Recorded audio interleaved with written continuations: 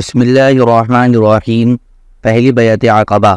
ہم بتا چکے ہیں کہ نبوت کے 11ویں سال موسم حج میں یثرب کے 6 آدمیوں نے اسلام قبول کر لیا تھا اور رسول اللہ صلی اللہ علیہ وسلم سے وعدہ کیا تھا کہ اپنی قوم میں جا کر آپ صلی اللہ علیہ وسلم کی رسالت کی تبلیغ کریں گے۔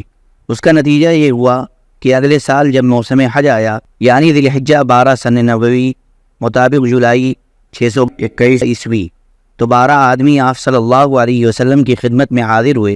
ان میں حضرت جابر بن عبداللہ بن رئاب رضی اللہ تعالیٰ عنہ کو چھوڑ کر باقی 5 وہی تھے جو پچھلے سال بھی آ چکے تھے، اور ان کے علاوہ 7 آدمی نئے تھے جن کے نام یہ ہیں۔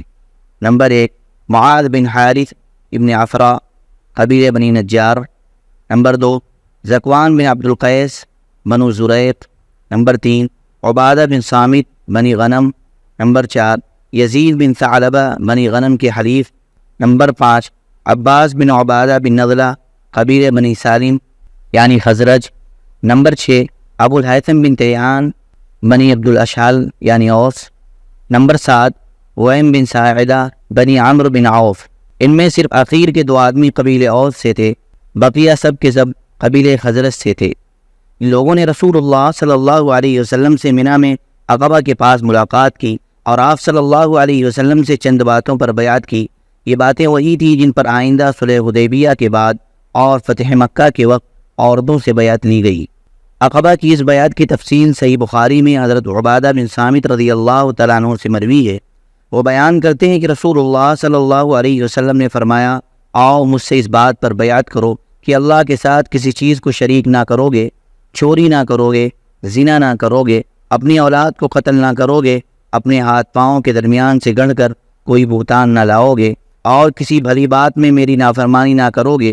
جو شخص یہ ساری باتیں پوری کرے گا اس کا اجر اللہ پر ہے، اور جو شخص ان میں سے کسی چیز کا ارتکاب کر بیٹھے گا پھر اسے دنیا ہی میں اس کی سزا دے دی جائے گی تو یہ اس کے لیے کفارہ ہوگی، اور جو شخص ان میں سے کسی چیز کا ارتکاب کر بیٹھے گا پھر اللہ اس پر پردہ ڈال دے گا تو اس کا معاملہ اللہ کے حوالے ہے، چاہے تو سزا دے گا اور چاہے تو معاف کر دے گا۔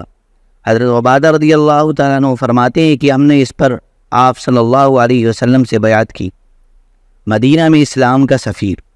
بیعت پوری ہو گئی اور حج ختم ہو گیا تو نبی صلی اللہ علیہ وسلم نے ان لوگوں کے ہمراہ یثرب میں اپنا پہلا سفیر بھیجا تاکہ وہ مسلمانوں کو اسلامی احکام کی تعلیم دے اور انہیں دین کے در و بست سکھائے، اور جو لوگ اب تک شرک پر چلے آ رہے ہیں ان میں اسلام کی اشاعت کرے۔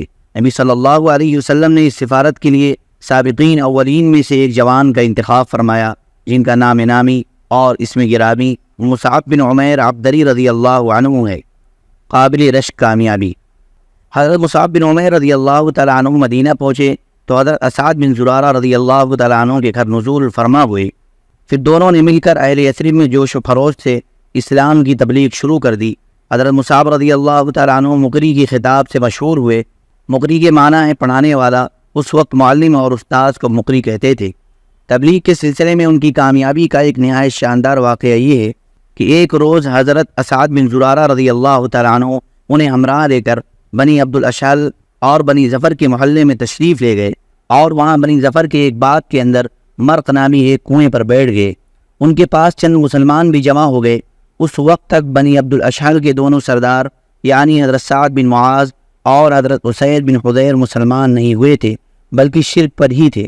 انہیں جب خبر ہوئی تو حضرت سعد رضی اللہ تعالیٰ عنہ نے حضرت اسید رضی اللہ تعالیٰ عنہ سے کہا کہ ذرا جاؤ اور ان دونوں کو جو ہمارے کمزوروں کو بیوقوف بنانے آئے ہیں ڈانٹ دو اور ہمارے محلے میں آنے سے منع کر دو۔ چونکہ اسعد بن زرارہ میری خالہ کا لڑکا ہے اس لیے تمہیں بھیج رہا ہوں، ورنہ یہ کام میں خود انجام دے دیتا۔ اسید رضی اللہ تعالیٰ عنہ نے اپنا حربہ اٹھایا اور ان دونوں کے پاس پہنچے۔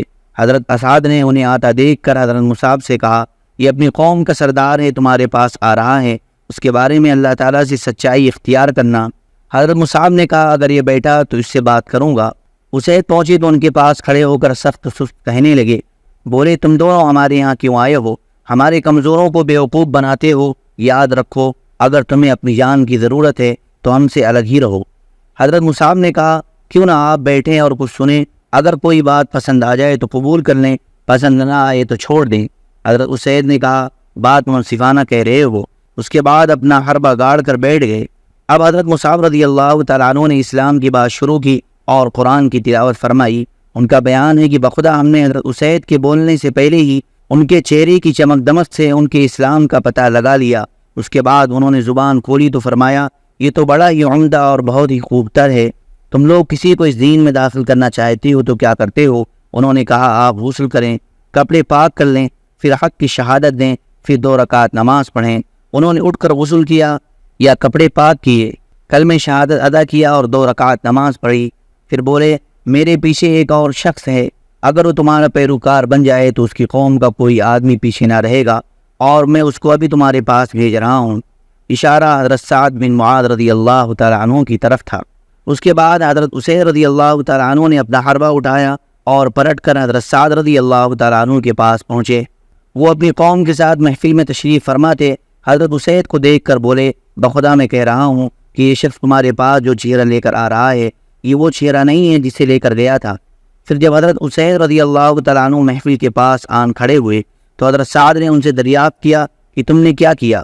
انہوں نے کہا، میں نے ان دونوں سے بات کی تو اللہ مجھے کوئی حرج تو نظر نہیں آیا، ویسے میں نے انہیں منع کر دیا اور انہوں نے کہا کہ ہم وہی کریں گے جو آپ چاہیں گے، اور مجھے معلوم ہوا ہے کہ بنی حارثہ کے لوگ اسعد بن زرارہ کو قتل کرنے گئے ہیں، اور اس کی وجہ یہ ہے کہ وہ جانتے ہیں کہ اسعد آپ کی خالہ کا لڑکا ہے، لہذا وہ چاہتے ہیں کہ آپ کا عہد توڑ دیں۔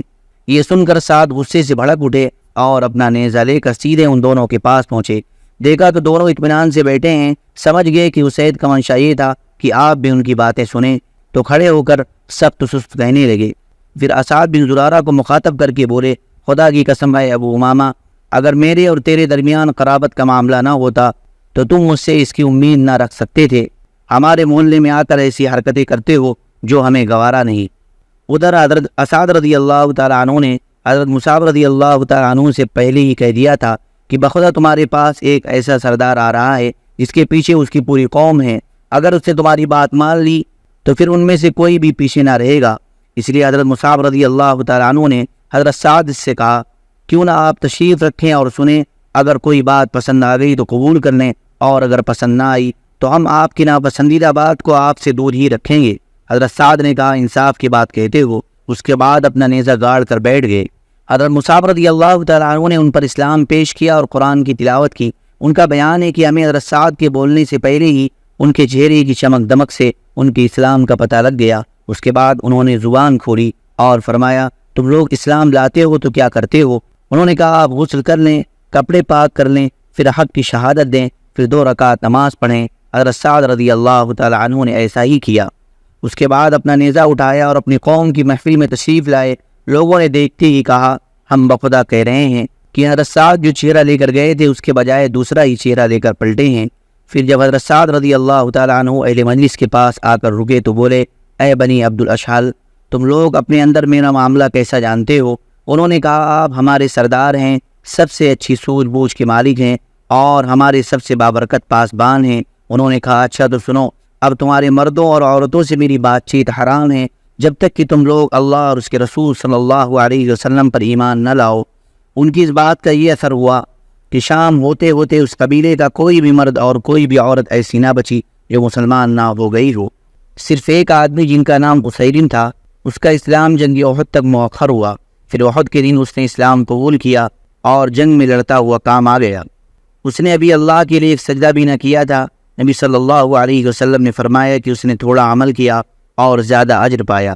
حضرت مصعب رضی اللہ تعالیٰ عنہ حضرت اسعد بن زرارہ ہی کے گھر مقیم رہ کر اسلام کی تبلیغ کرتے رہے، یہاں تک کہ انصار کا کوئی گھرانہ باقی نہ بچا جس میں چند مرد اور عورتیں مسلمان نہ ہو چکی ہوں۔ صرف بنی امیہ بن زید اور فاطمہ اور وائل کے مکانات باقی رہ گئے تھے۔ مشہور شاعر قیس بن اسلط انہی کا آدمی تھا۔